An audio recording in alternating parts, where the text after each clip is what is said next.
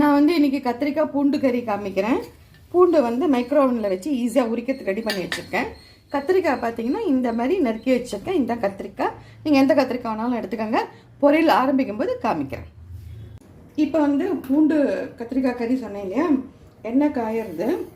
இதில் வந்து கடுகு பொரிஞ்ச உடனே பூண்டு வதங்கின உடனே கத்திரிக்காய் போடணும். இப்போ கடுகு பொரிஞ்சிட்டு பூண்டு போட்டு வதக்கிடலாம். இப்போ பூண்டு வதங்கிட்டு இப்போ கத்திரிக்காய் போட்டுடலாம்.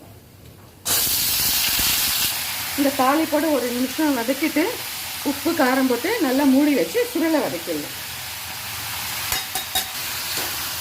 இப்போ பார்த்தீங்கன்னா கத்திரிக்காய் கறி நல்லா சுருளை வதங்கிருக்கு. இதுமாரி பூண்டு கத்திரிக்காய் கறி நல்லா பண்ணுங்கள். நல்லா சுருளை வதங்கின அப்புறம் எடுத்திங்கன்னா நெய் போட்டு சாதம் பசங்க சாப்பிட்டா சூப்பராக இருக்கும். செஞ்சு பாருங்கள் எப்படி இருக்குன்னு எனக்கு கமெண்ட்ஸ் கொடுங்க. Thank you, bye, take care.